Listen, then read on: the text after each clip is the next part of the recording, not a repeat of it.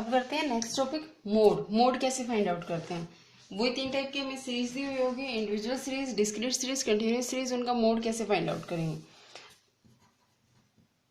Next topic है mode.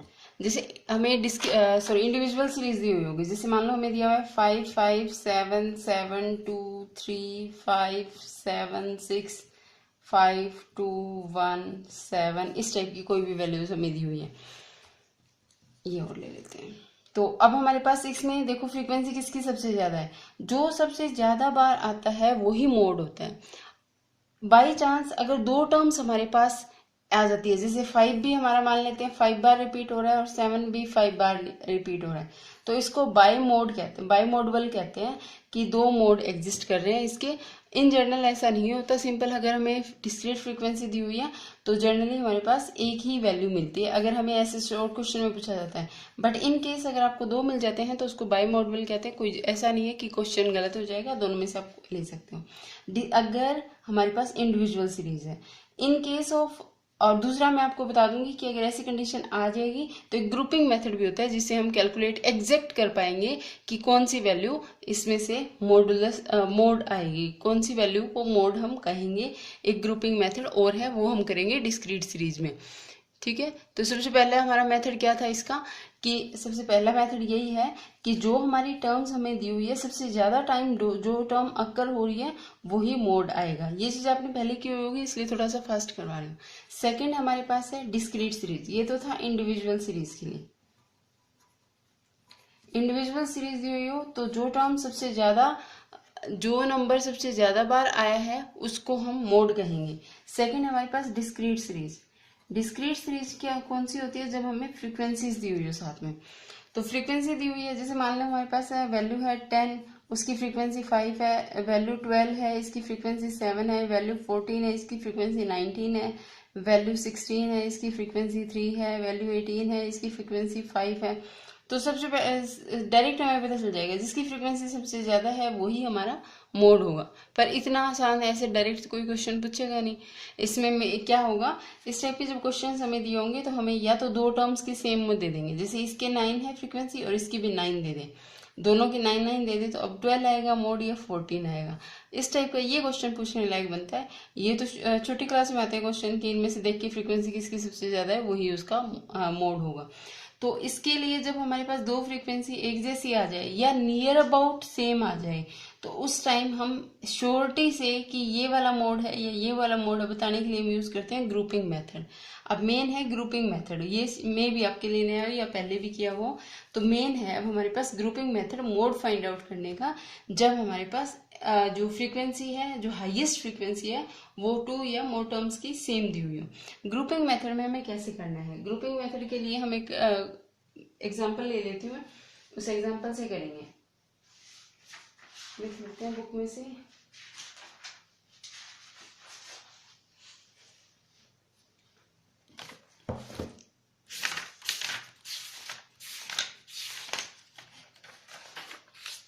देखो ये है क्वेश्चन हमारे पास,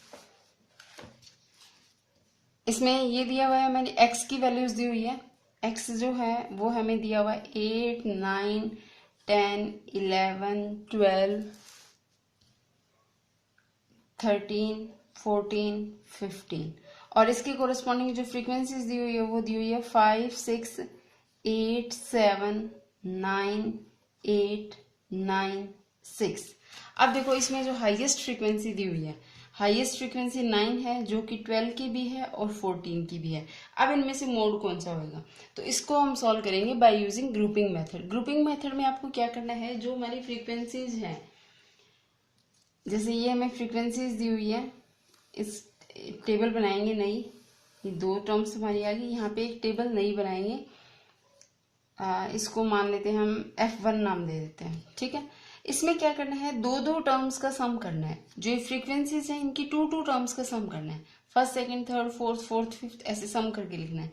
तो ये आ जाएगा 11, फिर थर्ड और फोर्थ टर्म का 15, फिर आ जाएगा 17 और फिर आ जाएगा 15। फिर क्या करना है, जो फर्स्ट टर्म है उसको छोड़ देंगे और उसके बाद टू टू टर्म्स की ग्रुपिंग करनी है। पहले तो हमें क्या करना था, first second third fourth fourth fifth sixth ऐसे ग्रुपिंग करनी थी। अब क्या करना है, ऊपर से फर्स्ट नंबर को छोड़ के फिर 2 नंबर्स की ग्रुपिंग करनी है। तो क्या आ जाएगा, 6 और 8 14, फिर इन 2 नंबर्स की ग्रुपिंग करेंगे तो 16, फिर इन 2 नंबर्स की ग्रुपिंग करेंगे तो 17, और फिर लास्ट में 1 रह गया, छोड़ दो एज इट इज। 2 नंबर्स की ग्रुपिंग होगी। अब 3 नंबर्स की ग्रुपिंग करेंगे। फर्स्ट 3 नंबर्स 5 6 11 प्लस 8 19, फिर 3 नंबर्स 16 और 8 24, फिर 3 नंबर्स हमारे पास लास्ट में रहे नहीं, 3 की ग्रुपिंग होगी, फिर 3 की होगी, लास्ट में 2 है तो एज इट इज रहने दो। इससे नेक्स्ट फिर F4। अब क्या करना है, फर्स्ट टर्म को छोड़ के फिर 3 की ग्रुपिंग करो। 14 और 7 21, फिर 21 यहाँ तक हो गया।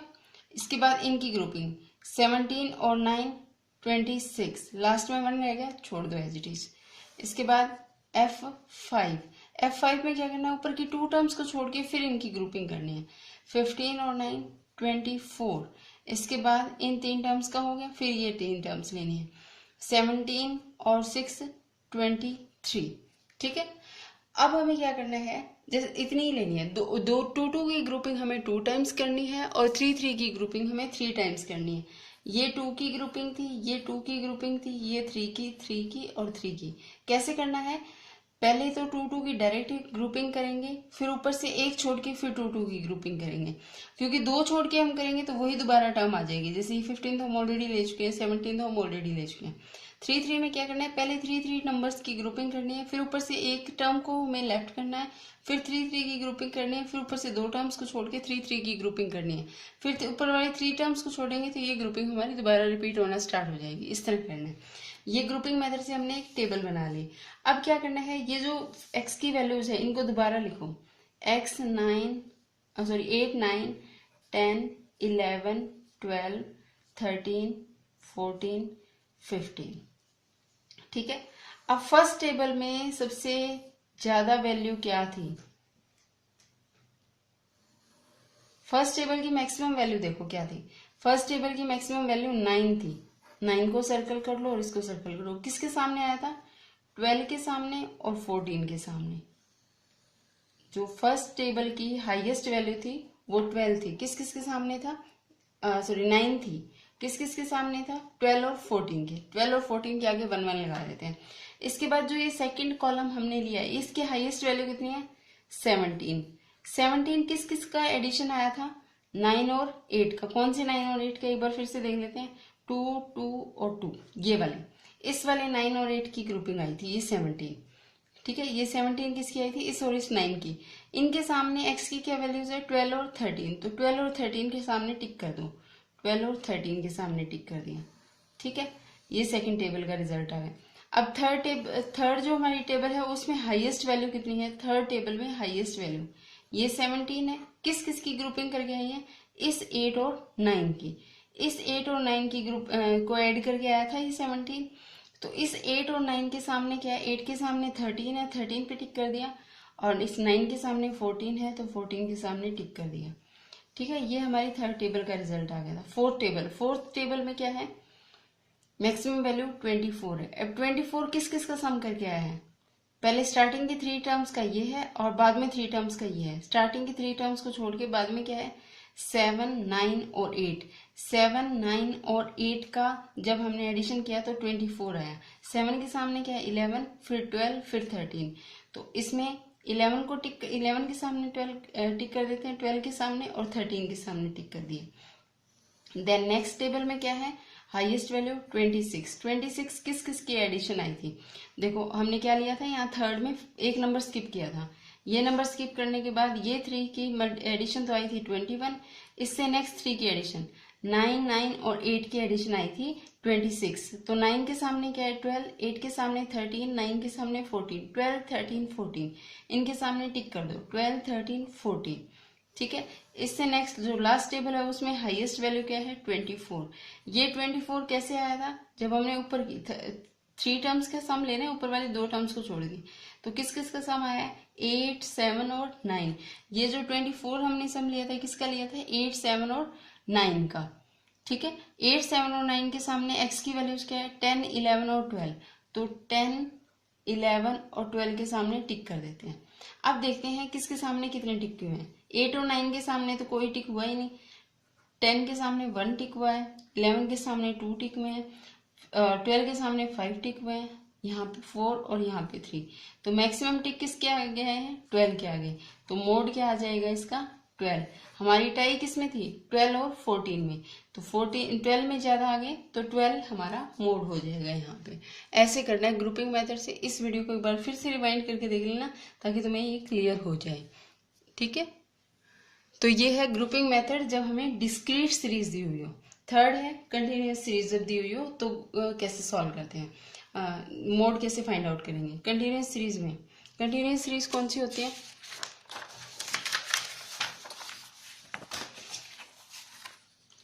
कंटिन्यूस सीरीज जैसे हमें ये दिया हो 0 to 10, 10 to 20, 20 to 30, 30 to 40, 40 to 50, ऐसे फ्रीक्वेंसीज इनके सामने मान लो यहाँ पे 5, 7, 9, 12, 5, इस टाइप की हमें फ्रीक्वेंसीज दी हुई है। ठीक है, तो वही सबसे पहले हमें हाईएस्ट फ्रीक्वेंसी वाला रो सिलेक्ट करनी है। हाईएस्ट फ्रीक्वेंसी कितनी है? 12 है। 12 इस रो को सिलेक्ट कर लिया। मोड निकालने का इसमें फॉर्मूला होता है, मोड का फॉर्मूला यहाँ पे आएगा L plus F1 minus F naught by में 2F1 minus F naught minus F2 multiply H। ये फॉर्मूला होता है मोड निकालने का। ठीक है, अब इसमें ये टर्म्स होती क्या है? L का क्या मतलब है? जो इंटरवल हमने सिलेक्ट किया है उसकी लोअर लिमिट। ठीक है, जो लोअर वैल्यू, जैसे ये 30 दिया हुआ है यहाँ पे। F1 क्या है? जो फ्रीक्वेंसी हमने सिलेक्ट किया है, हाईएस्ट फ्रीक्वेंसी। जैसे फिलहाल यहाँ पे ये हमारा F1 है। F नोट क्या होता है? इससे ऊपर वाली फ्रीक्वेंसी। F2 क्या होता है? इससे नीचे वाली फ्रीक्वेंसी। ठीक है, मल्टीप्लाई H। H क्या है? जो ये इंटरवल है इसका डिफरेंस। जैसे हर जगह देखो 10 का डिफरेंस, 10 का डिफरेंस है तो H की वैल्यू 10 आ जाएगी। इस फॉर्मूले में वैल्यू पुट करनी है। जैसे इसका मोड निकालना है तो 30 प्लस F1 हमें 12 दिया है, माइनस एफ नोट बाय में 2F1। F1 12 है तो 2F1 24 minus F note 9 minus F2 5 multiply H। तो 30 प्लस 3 बाय 10 मल्टीप्लाई 10। तो हमारे पास मोड 10 से 10 कैंसिल, मोड कितना आ जाएगा? 33 इसका मोड होगा। ऐसे कैलकुलेट करना है अगर हमें कंटिन्यूस सीरीज दी हुई हो। ठीक है, और देखें कोई एग्जांपल कंटिन्यूस सीरीज का। देखो कई बार हमें क्वेश्चन इस टाइप का दिया होता है। ये देखो क्या दिया है? अबोव 0 80 मार्क्स है, सॉरी नंबर ऑफ मार्क्स दिए हमें। अबोव 0 80 स्टूडेंट्स के मार्क्स है। अबोव 10 77 के हैं। अबोव 20 72 स्टूडेंट के हैं। अबोव 30 65 स्टूडेंट्स के। अबोव 40 75 के। मतलब हमें एक इंटरवल में ना देके कई बार ऐसे टर्म्स दी हुई होती है। जैसे इसको लिखते हैं हम, जो हमें x की वैल्यूज है वो एक इंटरवल में ना देके ऐसे दी हुई है। अबोव 0 कितने स्टूडेंट है? फ्रीक्वेंसी कितनी है? 80। अबोव 10 मार्क्स कितने स्टूडेंट्स के? 77 के।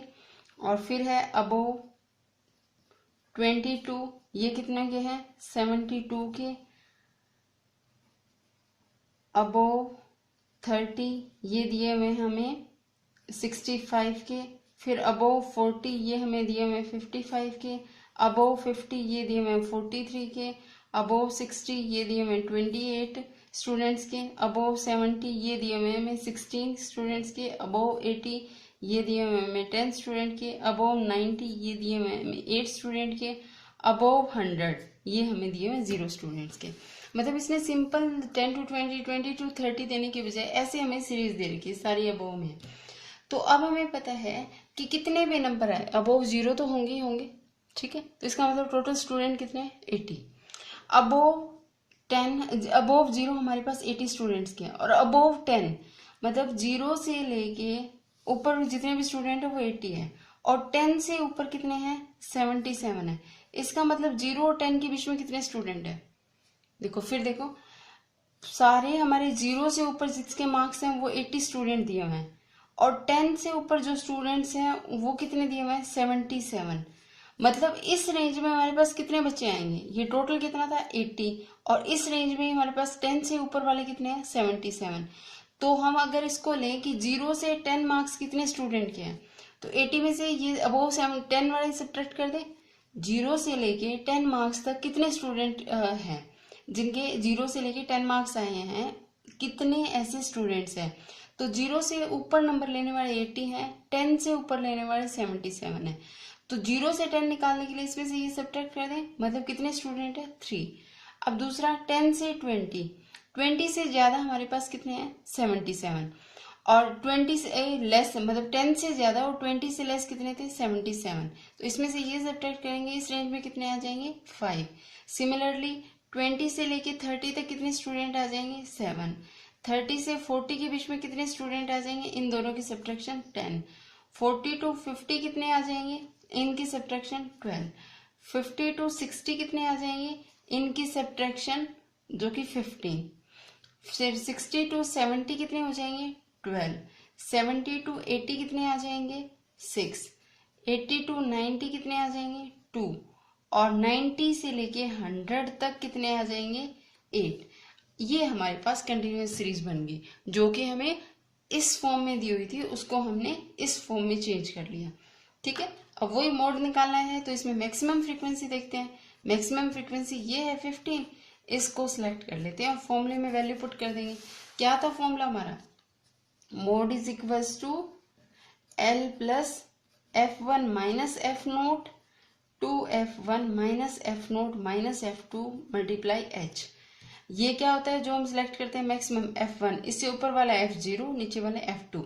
ठीक है, लोअर लिमिट जो हमने सिलेक्ट किया उसकी, तो 50 प्लस F1, 15 माइनस 12 बाय में 2F1, 30 माइनस 12 माइनस F2 भी हमारे पास यहाँ पे 12 है, मल्टीप्लाई क्या करना है, इसके डिफरेंस, इंटरवल का जो डिफरेंस है 10 से, तो क्या आ जाएगा 50 प्लस 3/6 मल्टीप्लाई 10।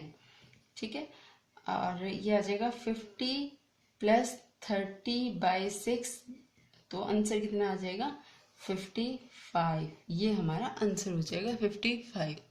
ठीक है, तो ऐसे हमें मोड कैलकुलेट करना है। तीनों टाइप की सीरीज के लिए बता दिया। और अगर हमें सीरीज ढंग से ना दी हुई, कंटिन्यूएशन में ना दी हुई हो, अबो बिलो इस टाइप की कोई भी टर्म दी हुई हो, तो उसके अकॉर्डिंग हम इनको कंटिन्यूस सीरीज में चेंज कर लेंगे। एग्जांपल्स करोगे तो आपको और आइडिया हो जाएगा।